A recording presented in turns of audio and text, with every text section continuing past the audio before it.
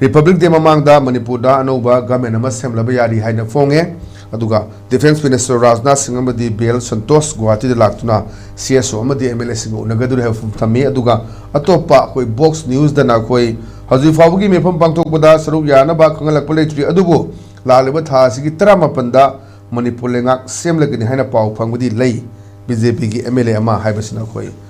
Harun Thodang na fonge ana atai paw sesnasu aduga pona famdana BJP gi apun MLA singa BL Santosh ka January 10 da Guwahati da mefam pangtholaba yari fam thami aduga leiriba kuki gi MLA singa sisu hariba January 10 gi sida mefam sida yauraba yari hafam su leiduna Popular Government Sem Nabu from C as the two of the town ni Miano Wari Sanabani has lady C Sarkas Semani have a sea Semak of Sem Kuire Madagi Pau Siamada Tang two matam da koi tang trom do manung da koi Yaskul Kendra Semani Sem or any kind of cover the Fongila Pamiam so when we take the gray. Other Hazusna Magi source to near the of course the tang tramp and the Sem Laviari have su lady Aduga 26 January Mamangda. The Bayari Matang Lakuduna December last week, January first week, other January last week, of course, one of the ones who Sakar, Semba, Semdaba, Madu Mokogi Leba, Center Gileba Sarkar boy, ruling the Labor Actini Moon, sending moment of the Semba Duga, the Lotu moment of the Lotopo Kuta Labor Actini Dubo, Hazi Prajas in the Pamibudi, Santi Purapa, Aduni Chai Aniga, Tatare and Jelaba has issue conflictsida. Kramani lady gets me. Kangdera anouba Sarkar Lakpa Adu Haji labor conflict any sigi relationship kari oni masi simatang koigi kiran you kari mo lentham. The same as that Kogi Manipur is popular government installed over palm the Prazamiang is a family Muglay. According to the same among the President rule Tamakanda Manipuri conflict crisis in sea wishing Yana lay and a hybrid do quite the same with resolution of Pangde. Ang natungan ba ko elected sing na tawda ba tabok na kaino the common people sing na kaino civil society organization tawda ba kaino ju chak chahin na ba prachayan na ba man ba ko elected na kanano adagi mihut na kanano dagi common people ko gi chum na micham praja na kanano ka je khang ta ba pot na ka adu Indian constitution na pili ba safeguard provision mayam sing sing manung da ko citizen sing sina ko kari kari taw ma thau thai den elected sing na kari taw ko ka yan yan san na ba dong man ba mu kuri ngai cherak sida hauje ko ta sing na mamang de ko hana Former CM of Virambasri N Billion resigned to Tokyo Porto, Hoki but Sahigi Adumba February Gitrani Toida resigned to Tokyo in a Handaki, the Shengna February Trom the percent Lakina, 2026 February Trom to Yogi Taragadi, the Shengna Amuk extend the way Abagi possibility to let Tavanina, the Shengna must dissolve to give another pilot of Potama Lavin. I couldn't Hajagalai when December Sheng and Abima Sheng and Maduka Oil Tazade, same but January last 5 of the same Banatra February. Dari traum tu jiki mamang ke semua guna terjadi kau ini sarkar si so dia mungkin dissolve tu program tu persen run sanggup pun itu dalam PIA FC. Posisi still sanggup pun ya bagi positivity tu mendai teman te malam di kayak gini high kanda kuki gila di ba mau pergi MLA terasing si makoi na hana adum kuki gila manungi oiba sources si naik pergi beli dalai ba atau apa puru kangut lagi yang uang naik pergi huzik tu ibe irang jiki matang nadraga center na ya lewat polisi program matang si Hana hekta tuna panggodong to potong kulay. Hausi kan na kabar nga si headline karaga phone tingay mamangda nga si nomini gi mamangda uki lal hobo kanggu su de lay kanggu singna uki civil society organization amadi makoy elected MLA mayam singse January gi tarik trago humdoida masi mi phomama apun magi mi phomama ko kre have wapum sing ko na dum sengnaki ado bata ka de ko husi yam kupna ko India gi adugumba ko gi proxy war ni aduga geopolitics Teman-teman memang mingtul kaya kalau ini nggak sih neraga ikut dalam dam sida sana dapat international gue ni ya dapat pot ama da ikut buffer zone karena dam thamba pot ama lak meski matang dah teman-teman isu memang tulai ada buffer zone se ikut dekai no high kan ikut itu na territorial dispute lah iba aduga madu kari high tar ikut boundary gitu no adu conflict madu di jantung review tamu pot thamba da ikut yang na hostile iba ikut pot memang ama Sataba Tong Labor Matam do that, equate the Sing Hagadi, international gi, the term the Yankari country, Anigi, Marak Tamba, Equagi, Haitare, areas serving to separate hostile forces or nation and Equa the Mina, a neutral area serving to separate hostile from or a nation forces or a nation and Equa Mina Tinayam Samba. Sigi Post Equazi, the Sing Equagi Manipur, the buffer zone and Kaido Yamna, Masidi Kari Haitare Equagi. Not easily to govern kind of high, but in other words, menace or directed or unruly oiba, ungovernment oiba, stubborn oiba, unmanageable oiba, not again, unwillful oiba port ni madugi port sena, high port me coin thing, summa pot mayam sigi marakta hojikti khoi irang sida manung sida kamaina khoi government semak pasing sida ta semagi plan am tor iba khaba da hapai basing si kadai fawba how pharmacy authenticate way des summa ga haibasi hojik chasenga tambangam de adubu masida khoi ningsang be abadi hauki sahi gi December gi tangkhai chalakpa December gi tai tramri da Delhi gi headquarter da BJP gi pongi ba mi punda khoi mamangda mai khoi gi siri environcing former CM yawo ta ga di wari sanaroi government laibe yaroi president rule thonggadabani ma hek lai khoi government formation yaroi aru toroi hairamba makoi kuki gi makoi MLA mayam ma yawdra khoi wari sanaki swai de khoi hojiti kuki gi umbrella si khraga horabra yurabra ti abra haibi wafam singsne aduna aikhoina sigi government formation to matamda hojik suda leiramba kangu mayam ama karigi silent on leiki aduga ngarang han amuk ekoi su da leiba kangu na torombo ibi natraga sunan su moi kuki gi lalobo group terrorist kangu na oramba yai ekoi ta chengna haragadi nganu ko na thoiba thogdo aduna hujiksi aikhoina makoi gi mafam ahum thokna sai thoga kuki lalobo singna control toba makoi na control toba jaga di karak pa mihut sing kana kana leibage makoi masil gi makta kari kari muknai haibaje khajitang kupna aikhoina tholaibi irang di lotion ba leidana naidan leiba aduga ekoi gi kuki gi Lady civil society organization mayam ta quite yamna strong oina wa ngangi ba aduga ta sengna separate administration gi pot ama legislative power pu hariba pot sida yam kanna initiative loise kana no ha kan kuki impi kin haiba kangusi ada chigi lady frontal sina tawiba pot si kana na madu handle tawi kamain tawi hai matam da kitang kumna sum mayam ji sum chatra ko nei na matam da kuki gi koi number 1 so sampur gi han haura kanda ta sengna so sampur da mar kanguga aduga kuki ga haibadi mar inpui kuki inpui leiriba then anti ZRA leiriba kangu arigi ZRA gi leibidra amuk jomiga wifi ga madu kamai leinaba mari adu sona kanda ZRA gi aduga jomi wifi gi posima thamurkanda yamna maru oina maromda tawriba cho sampuromda kar isi kaino ekoi gi psycho lomda kare iba paulilan arigi lejmang arigi asumoi somda kariba adigi somda kariba masigi pot mayam sida kaino da ekoi gi leiba posing ji kana kana na baking toroga kamai tawi adidi makoi gi wifi kangu na kamai lei aduga somna kanda jomi kangu dagi jomi council leiba kangu sida boljengal baite ekoi hana ekoi gi irang thok matam da yam thina sokiba nupa aduga somna kanda wifi gi da ekoi kaino da support tor isina LM khauti arigi chasina paiti gi leiba kangu sina kamai to na habje tumna sumaina su yeng mo mathau tare aduna twaida any kuki tribe ki mastermind harko sik da ka ko matam da mu kitang yamna ekoi gi leiba masigi control to no pot mayam da mori rom da kana na madu govern to no phone kana na passion no phone then hujiki jo sampurong gi da mai legi matam da ka bo pi na kamai tawe adudi kangpo pi da seng na huji hana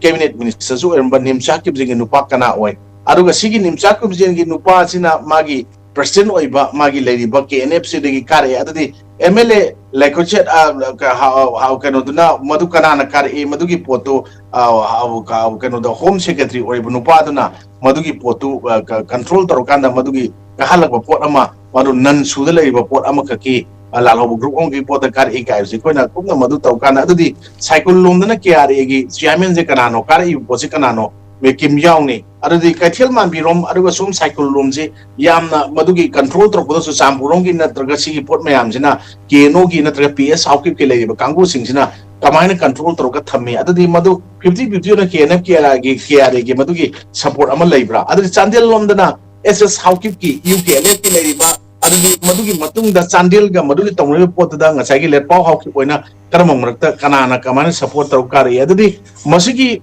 pota oliskar idna kamaina lepa hauki ka gi kamaina sumaina adu targadi madugi pot mayam da oliski pot da ekoi ta sengna ekoi Benjamin Mate mama ke ene gi da adigi UKLF ki da yang clear hauki madugi pot na kamaina tawi adu UKLF ka kiar ke ene ga makoi gi leba ku kila hu mayam gi madugi potuna mori rom da kamaina jathai ka haiba pot mayam singche sigi mayam singi sum yeng kan da ekoi gi sum ba thuiba conflict crisis se ekoi sunata ba ekoi gi high court ki ekoi order makhakta lana interpretation taroga maitei gi adungba ST gi pot amakhak madugi potugi ona tena ba interpretation ama tarokan da 3 May 2023 gi ngasi haurio poche masigi poche loin thaidu is kamai to buno adudi sigi mayam marak sida hana government leringi manung da su magi government da magi power natraga magi yana ba magi power puthok ba elite mak da hotna ba da madugi potu da ngasai jomi council gi leriba punjangin baite duga ngasai gi wifi na ngasai oi ngasai MLA LM County, Hyper Madugi, Portugi, Anigi, Sing Haino Portuna, Kamina, Madu Kamina Lake, Habugazi, Yamna, Equigi, Portsida, Equigi, Kanamatan, the Lalawame, Lalong, Wigi, Pongchet Mayam, do you want the Lang, the Turba, Equima, the Gi, Maduna, separate emissions in Tala, Aganda, Equi National Highways, Impal di Mapur, Second control to Ikari, Marangi the Magda, Yamna Kampupina. Powerful or even no, so Sampurigi and Haikana Sagi, Nimsaki Nupa, Kene head or the Vazina, Masigi Posi person or regular Badu Amana, Home Secretary, Keneki, Potuna, Nan Sugrup the Lake Port Amakaki, Portuga, Manarakan, Amam Tadok, Portugi, Mukamay, Duranga City, where government use Chamber Yani Yarway, Hanamokon, Muka Labado, Mamang is Higi December 14, the Delegimi from the Madu, Quipka, the Janet Amgadra. Madugi Poto Noisi to we Yani the Yaro have said, Now, Makoyi Maratasu, Equina Huzik, Enikuki tribe, she Lotoki Bataraba, Natraguziki, Susi, Lotoki Bataragati, Sudi Palotoka Mande, Susi, Abrocate of Topraga, Minister Home the Gi, by Hobby Face, the Gimaduka Gumba, Yamakana descendants, Tagadi, Lengax as a Nama, Tamna, popular government, Tanuhoro to Agotaraga, the Hyper instruction among the Ledamgadra. I don't know Huzik, Sumama. Labor Taragati Machine government, same so in the same GBI, same but Taragati message the cookies in Yaudragasudum, Madugi Poto, same by Abagi, Kudum Sabadum Labanina, Haujik the Shengna, Pamba, Guichokri, Makunti, and the Mayamusudum, Hanagim the Yao boy Kodiam, the Maction we, and the government Jansen and Ziliam, same gray, and look, you must same Dragati, Machig resign to Abagi Port Folk the Lapatra Columba put me among them 2 minutes like here. I don't know who's like reports Equina. Couldn't predict or people don't not tabasu at the Yama Langa report Masu, Aduga, government said the Semakani having you from the late Adugo, Sembagidi, Presamiano Pam, the Kunazu, Pop Torumba, Porche, Equigi January, Tamun, the same giver, not the thing of the February fast with the same by the Paramba Posidi. Same the Woogie Mummy with Dagger Sigitari, Trom the February, you can also land by Adam Nessi among the same money, same the dissolved over the make Adam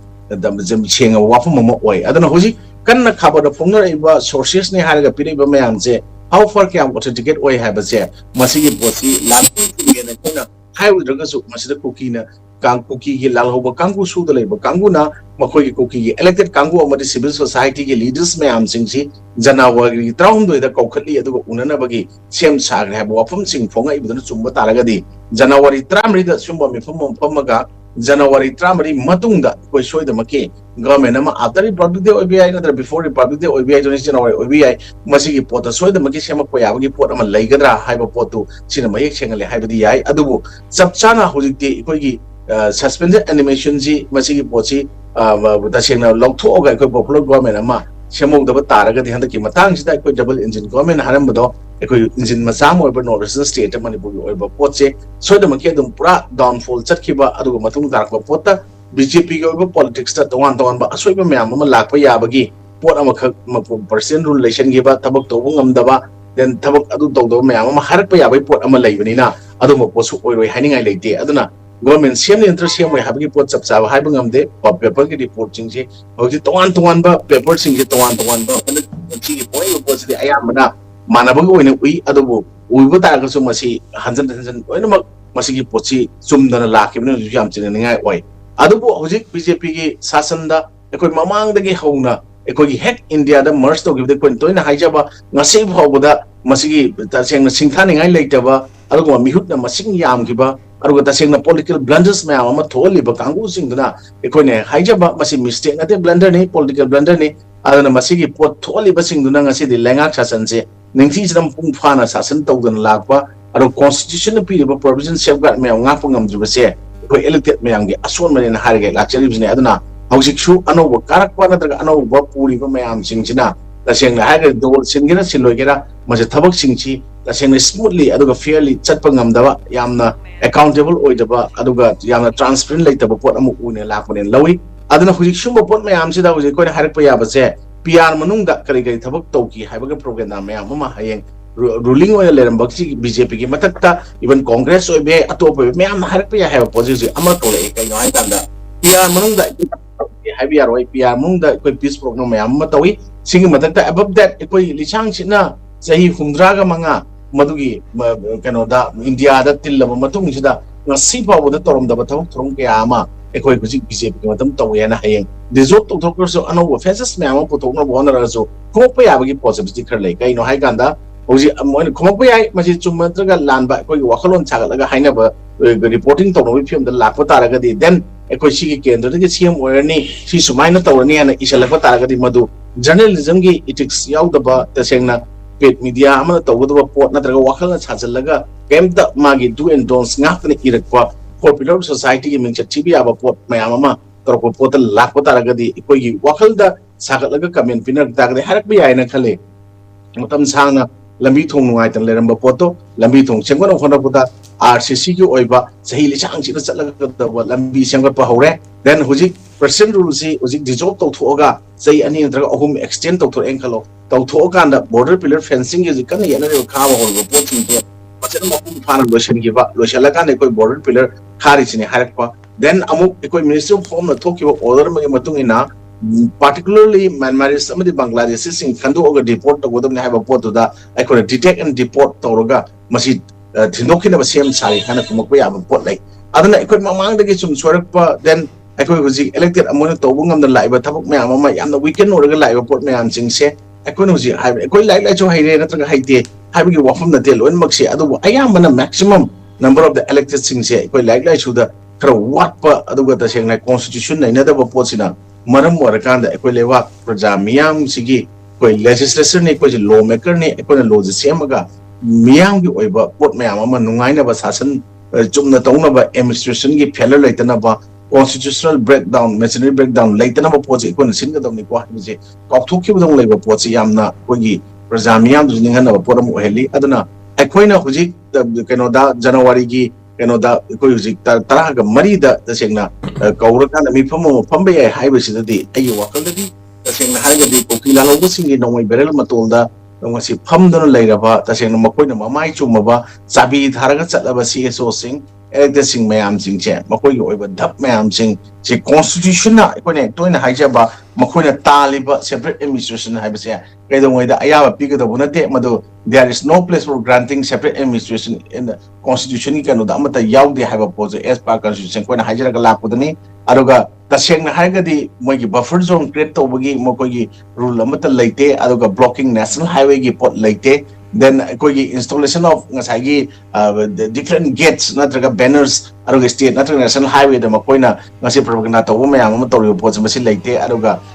koi illegal immigrants natraga foreigner natraga refugees singi sangja from india the india gi refugee protocol refugee convention sign to the leba am oibnina leite aibaje tasengna haragadi koina masi khangbu chumi adana makoina semba masana semba self style law singduna indian constitution namaga sake habuchi yaroi aduna koi hojikti तसेंगना हौजिक एकोइना हौजिक सुंबा पोट मयाम अमा तौबदा कोइ तसेंगना हारगदि कोइ तोंगान तोंगान